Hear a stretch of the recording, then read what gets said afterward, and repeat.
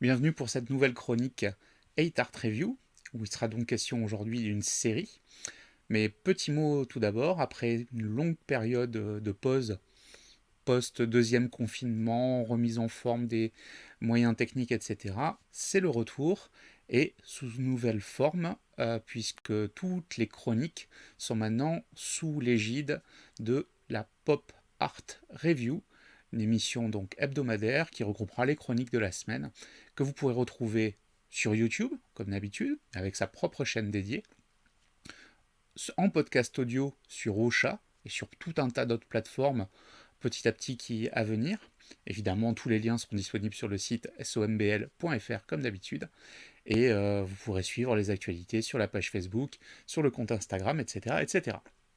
Revenons en tout cas à notre sujet d'aujourd'hui, à savoir Stargirl, donc la nouvelle série DC, sortie en mai 2020 aux États-Unis sur la plateforme DC officielle et sur CW, voilà, tant qu'à faire, CW ou CW, on va éviter les mélanges.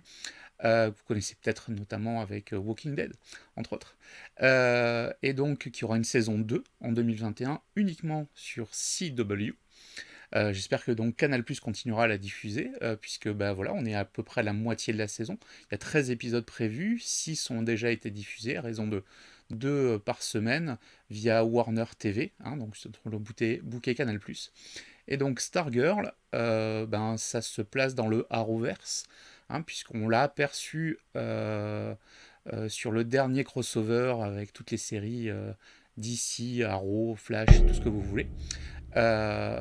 Et donc elle est par contre sur... Nous sommes sur Terre 2, pour ceux à qui ça parle. J'aurai l'occasion d'ailleurs de parler des différentes terres à une prochaine chronique sur les animés d'ici à venir. Voilà, un petit peu de teasing.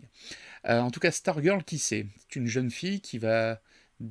orpheline de père, qui va venir s'installer dans une petite ville avec sa mère, son beau-père et le fils de ce dernier, et qui va, au fur et à mesure de l'aménagement, découvrir un sceptre magique dans sa cave. J'en dis pas plus, ce sceptre, il appartenait à Starman. Donc Starman, c'était le leader de la Justice Society of America, qui luttait contre l'Injustice Society of America. Bon, pas foulé dans les noms, hein, on est d'accord. Donc vous connaissez la Justice League, évidemment, la Dark Justice League, qui fait beaucoup parler d'elle ces derniers mois. Et là, c'est la Justice Society, donc la Société de Justice d'Amérique, avec des super-héros clairement dans un style plus proche des Watchmen que de ce qu'on a l'habitude avec DC. Voilà. Euh, Clairement, c'est plutôt un groupe de vigilantes avec certains pouvoirs. Enfin, bon, voilà. Il faut un peu plus cheap. En tout cas, ils sont moins connus, ça c'est sûr. C'est pas une création nouvelle, hein. Mais là, en l'occurrence, avec Stargirl, donc, on va se poser la question de l'héritage de cette fille d'un héros de la Justice Society qui a été décimé 10 ans auparavant, si je me souviens bien, 8 ou 10 ans, j'ai un petit doute, par l'Injustice Society. Donc l'intérêt de cette série, vous allez me dire encore une série de super-héros. Alors clairement, on est avec une série qui se place pour un public plutôt d'ados jeunes adultes, avec une super-héroïne, ce qui n'est pas le plus courant, y compris chez DC. Hein, si on prend toutes les séries de la Roverse, alors on a eu Batwoman, qui a quand même été un échec, qui n'aura pas de saison 2 a priori. Pour l'avoir regardé, je ne ferai même pas une chronique dessus. C'est quand même assez mauvais. Le ton qui a été donné, voilà, me plaît pas des masses. Et puis on a une espèce d'un seul ennemi. Enfin bon, euh, j'avoue que je j'ai pas apprécié l'arc tel qu'il a été développé. Alors la diffusion est en cours aussi sur Canal+, hein, allez vous faire une idée de Batwoman. Il n'y aura pas de saison 2. Mais bon, j'ai pas trouvé ça très intéressant. Stargirl, pour le coup, ça a au moins le mérite de se poser un peu différemment, puisqu'on va suivre donc des ados, dans le cadre lycée classique, donc la high school américaine, dans un petit village où il y a la société pour une Amérique nouvelle, qui essaye de construire une nouvelle Amérique avec des valeurs très américaines, très clichés, de famille, de tout ce que vous voulez. Puis bon, on sent très bien, très vite que leurs intentions sont, semble-t-il, louables, mais finalement, enfin, en faisant un petit raccourci rapide, ça fait plutôt penser aux valeurs fascistes, quelque part, que à des valeurs de liberté. Donc, quelque part, cette série, moi, je trouve qu'elle est... alors, elle est intéressante, surtout quand on remet dans le contexte, mai 2020.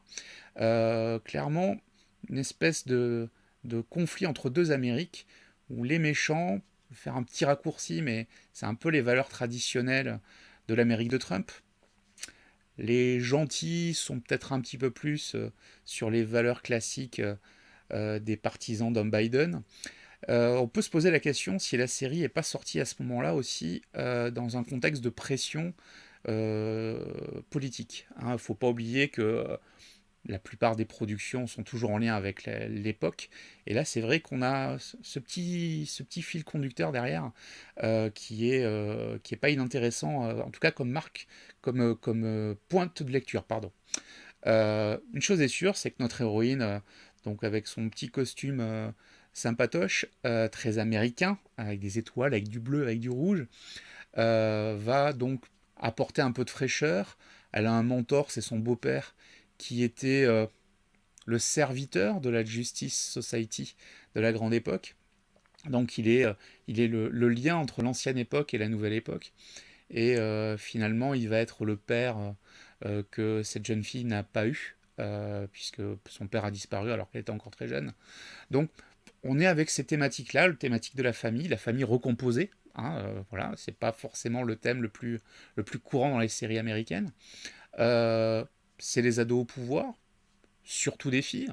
Hein, vous allez le voir, c'est vrai que quand on voit l'affiche, on se rend compte que sur les 5 personnages qui sont mis en avant, 3 sont des filles.